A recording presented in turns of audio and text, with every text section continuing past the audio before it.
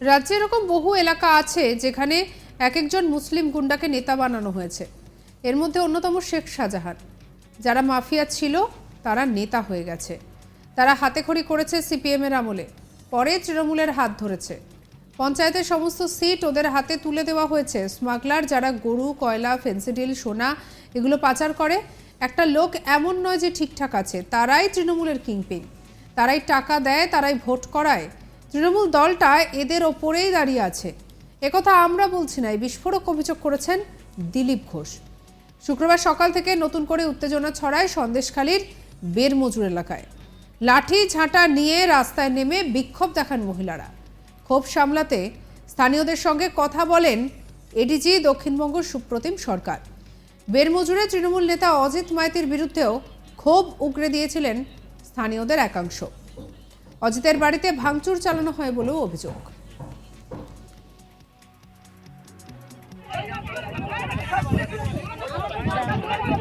মাছের গুড়ি ফেলে রেখে পাশাপাশি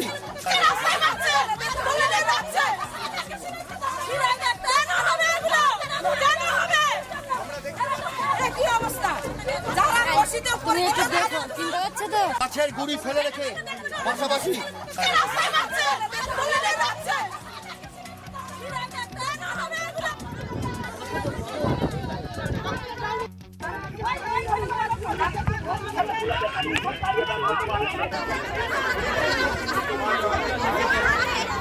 সম্বন্ধে তুলতে দাও।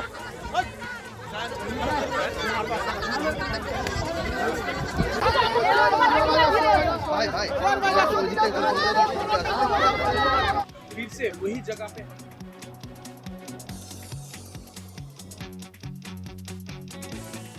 শনিবার সকালে ইকো পার্কে মর্নিং ওয়াকে বেরিয়ে সন্দেশখালী প্রসঙ্গে কড়া প্রতিক্রিয়া দিলেন বিজেপি নেতা দিলীপ ঘোষ।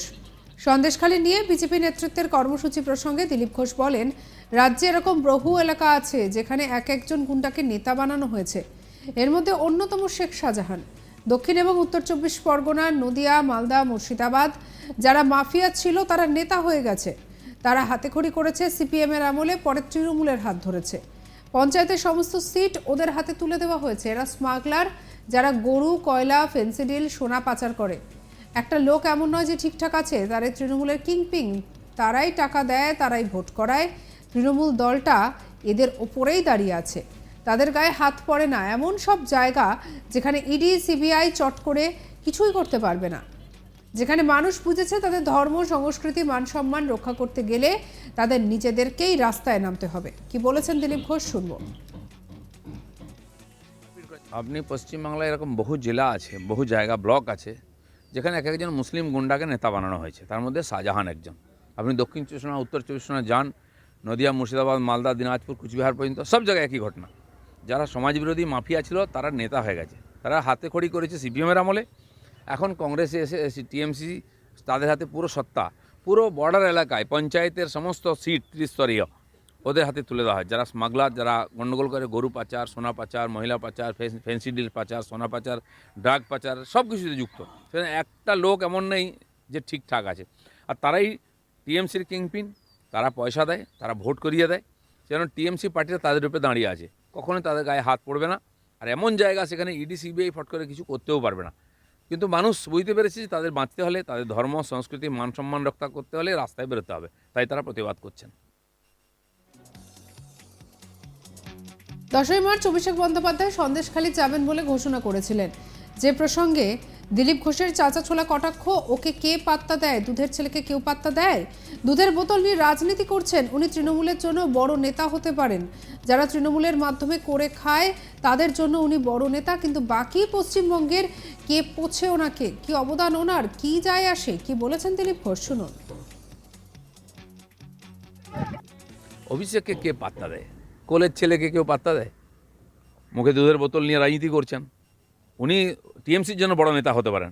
যারা টিএমসির মাধ্যমে করে খায় তাদের জন্য উনি নেতা। পশ্চিমবাংলার কে পোছে ওনাকে? কী যায় আছে, কী কন্ট্রিবিউশন আছে?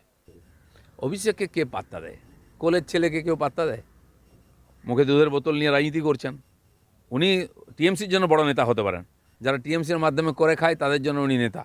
পশ্চিমবাংলার কে পোছে ওনাকে? কী যায় আছে, কী কন্ট্রিবিউশন আছে? সন্দেশখালী যাওয়ার পথে শুক্রবার আটক করা হয় হুগলির বিজেপি সাংসদ লকেট চট্টোপাধ্যায়কে। শুক্রবার সন্দেশখালী যাচ্ছিল বিজেপির মহিলা প্রতিনিধি দল। ওই দলে ছিলেন লকেট। বোঝেরহাটে তাদের আটকে দেয় পুলিশ, আর এই নিয়ে লকেটের সঙ্গে পুলিশের বচসা চলে। পরে লকেটকে আটক করে পুলিশ। বাধা পেরিয়ে বৃহস্পতিবার অবশেষে সন্দেশখালীতে যান বিজেপির রাজ্য সভাপতি সুকান্ত মজুমদার। পরে সন্দেশখালী থানার সামনে অবস্থানে বসেন বিজেপির রাজ্য সভাপতি। যতক্ষণ না শাহজাহানকে গ্রেপ্তার করা হবে ততক্ষণ অবস্থান চালিয়ে যাবেন বলে রীতিমতো হুঁশিয়ারি দেন সুকান্ত। যখন আমাকে প্রশ্ন করবে তখন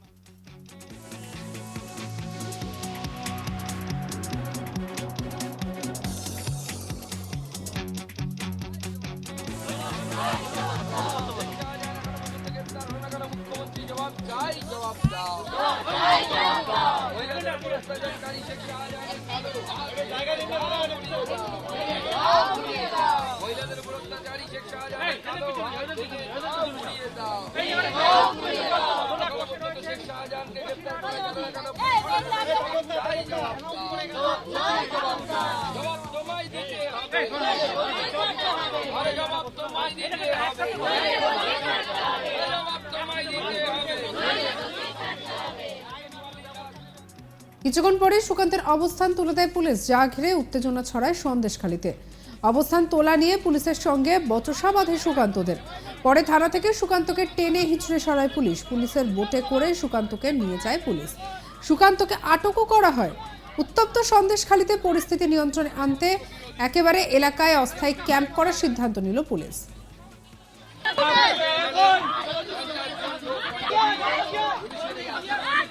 গণতন্ত্র বিরোধী এবং পুলিশ যে পুলিশ শেখ শাহজাহান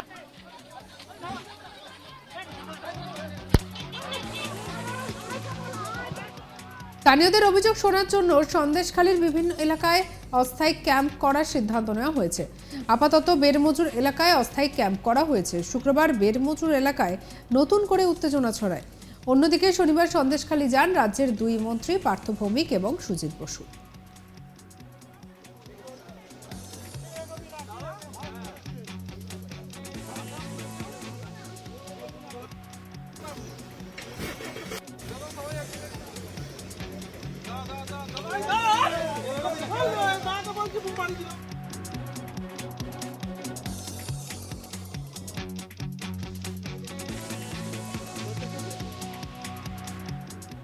আর বাংলার এরকম পরিস্থিতিতে দাঁড়িয়ে বারবার প্রশ্ন উঠেছে।